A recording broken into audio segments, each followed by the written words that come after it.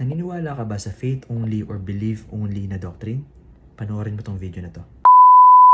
Belief in God is not enough to save you. Satan believes in God.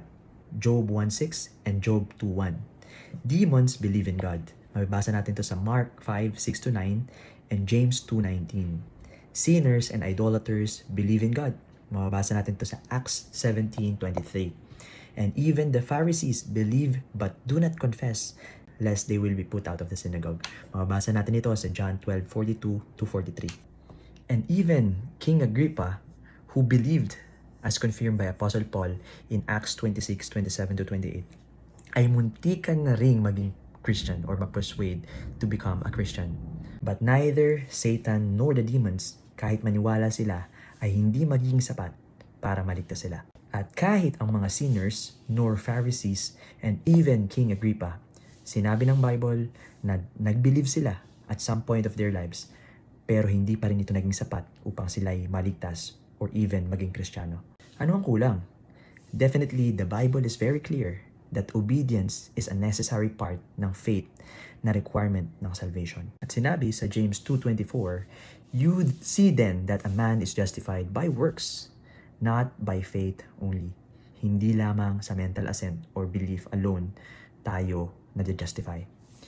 That work na sinasabi dito sa James 2:24 is the work of obedience. Mababasa rin natin sa James 2:26, "For as the body without a spirit is dead, so faith without works is dead also." So bakit nga ba importante ang works of obedience? Dahil sinasabi ni Jesus Christ sa Hebrews 5:9, "And having been perfected, He became the author of eternal salvation to those who obey Him."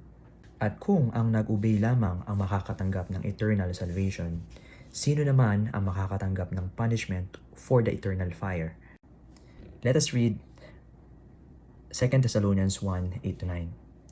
"In flaming fire taking vengeance on those who do not know God and those who do not obey the gospel of our Lord Jesus Christ.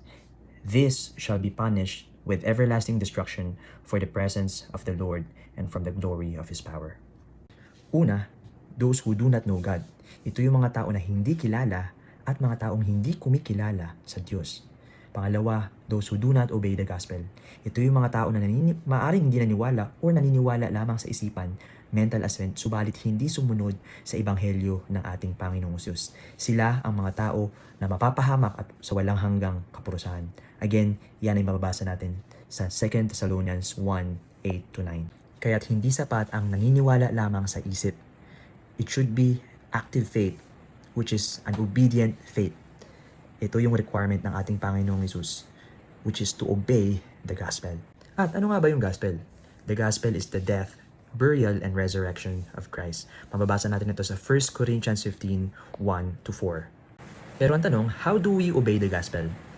You can screenshot and capture yung mga clips na ibibigay ko dito sa video on how to obey the gospel.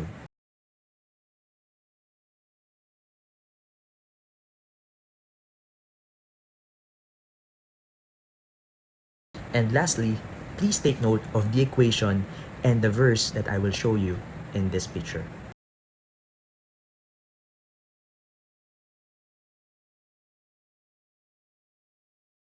At kung may mga tanong ka patungkol sa kaligtasan, huwag kang mahiyang i-PM ako sa aking Facebook page, YouTube, TikTok, Instagram, and I will be happy to answer your question. At kung gusto mo ng mga ganitong klase ng video, please like, follow, and share this video para mas marami pang makakilala sa Diyos.